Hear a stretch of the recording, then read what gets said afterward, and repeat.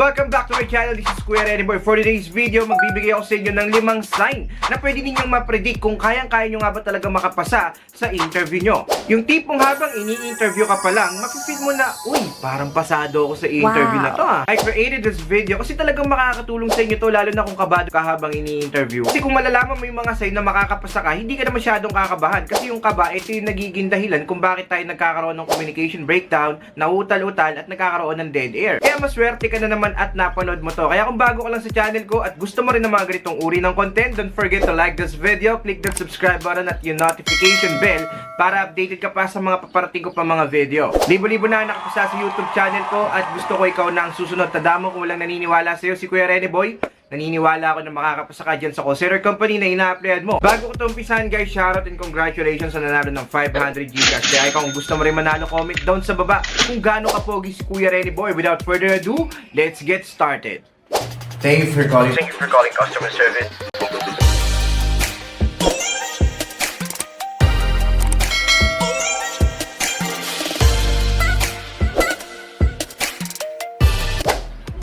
Nagbabalik na naman ang inyong lingkod, Kuya Rene Boy, para magbigay sa inyo ng mga tips para makapasa sa pag-a-apply sa call center. But before we start, shoutout and congratulations na rin sa lahat ng mga naging call center agent na dahil sa mga videos and tutorials natin. And for those people na struggling pa rin at hindi pa nakakapasa sa pag-a-apply sa BPO, huwag kayong mag-alala, yakang-yakan nyo yan. Marami tayong playlist dito sa ating YouTube channel na pwede ninyong pag-practicean habang nasa bahay lang kayo. Kung hindi nyo pa napapanood yung mga Macall series natin, I'll link it up there, makakatulong sa inyo yan. So hindi ko na ito patatagalin, alam ko na iinip ka na rin. Let's go to our first sign, number 5, body language gives it away. So sa body language pa lang ng interviewer mo, malalaman or magkaka-idea ka na kung pasado ka sa interview o hindi. Bigyan ko kayo ng senaryo, habang ini-interview ka, yung interviewer mo kamot ng kamot. Hindi naman kaya nakasimangot. And imbis na tumingin sa'yo, lagi nakatitig sa resume mo. So dun pa lang brother, medyo negative na. Kasi nga, ibig sabihin nun, nawawalan na ng interest yung interviewer sa mga sinasabi mo or hindi niya gusto yung mga sagutan natin sa interview. Kaya nga palagi ko sinasabi sa inyo, bago kayo sumugod sa pag-apply sa call center, manood muna kayo ng mga tutorials natin.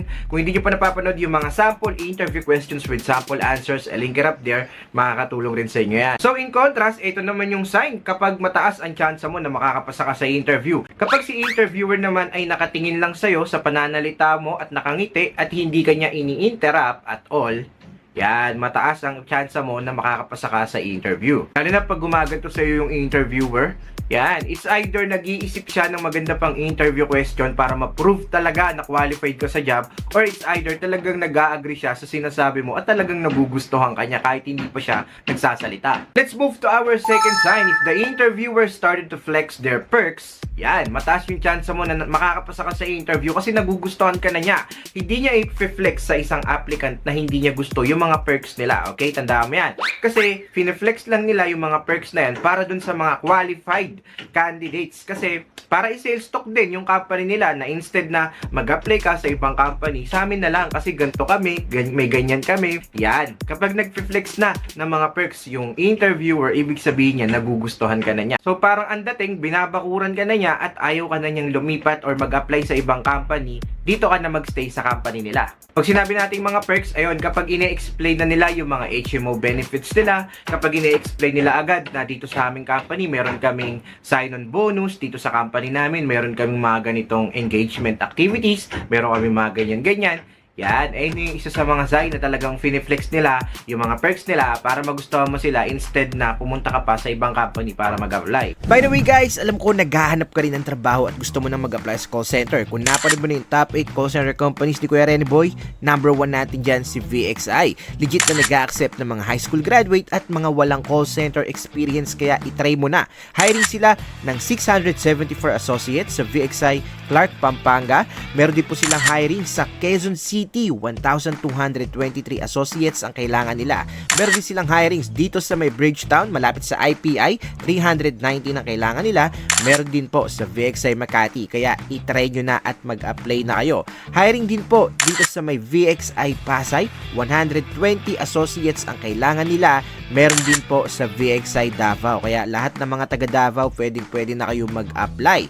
November 2023, Hars will get a chance to win 20,000 pesos. Kaya itry mo na. Biruin mo, magkakatrabaho ka na, may chance ka pang manalo ng 20,000 pesos. Kaya sa lahat ng mga interesado mag-apply, comment lang sa baba ng #ready at i-click ang invite link sa description sa baba. Let's move to our third sign na mataas ang tsansa mo na makapasa sa interview kapag nakarinig ka na ng mga complimenting words. Pag sinabi natin complimenting words, ito lang naman yung mga salita na pumupuri sa'yo. Sa bawat anong sabihin mo, ang lagi lang sinasabi ng mga interviewer ay interesting, amazing, superb, fantastic.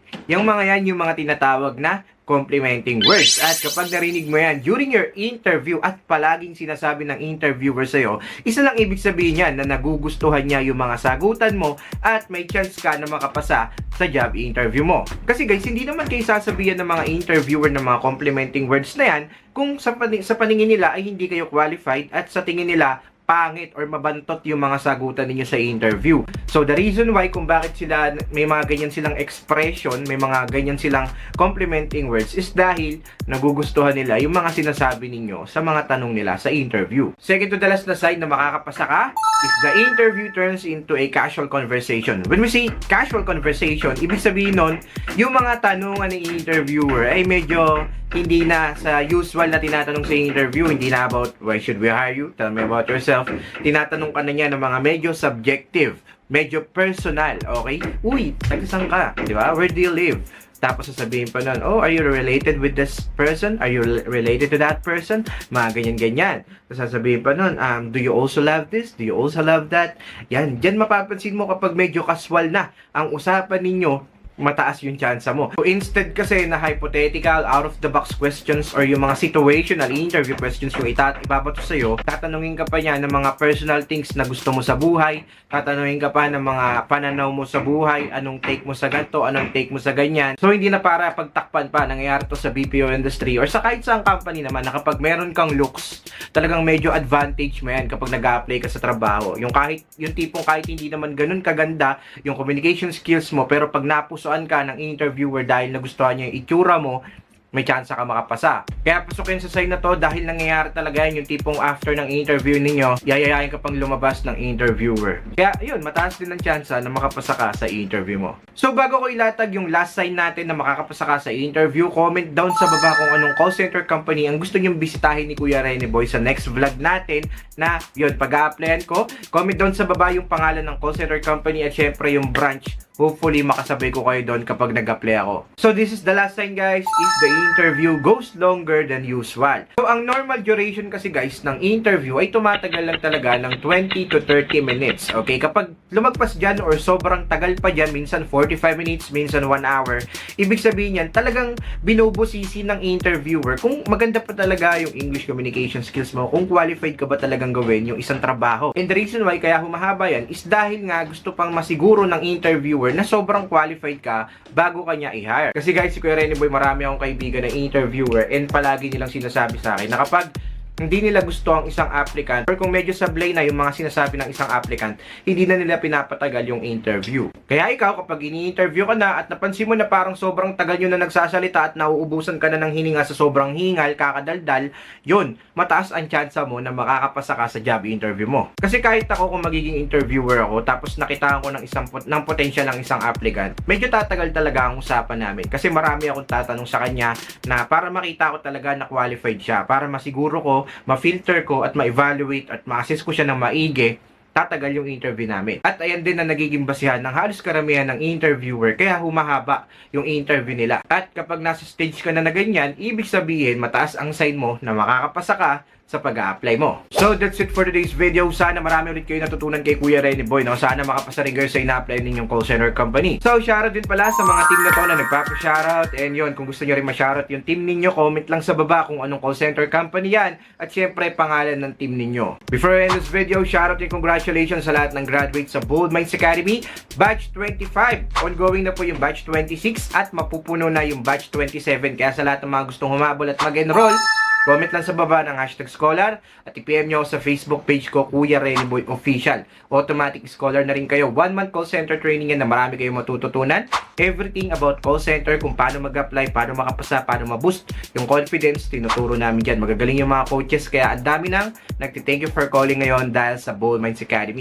Bukod sa certificate na makukuha ninyo, meron pang job assistance guarantee. Kaya ano pang hinahintay nyo guys, mag-enroll na kayo. Kahit hindi magaling mag-English, welcome na welcome. Kahit sang panig ka ng Pilipinas, online lang naman tayo. Kaya kahit cellphone at data lang, pwede ka na matuto. So, kita-kits sa Bold Minds Academy.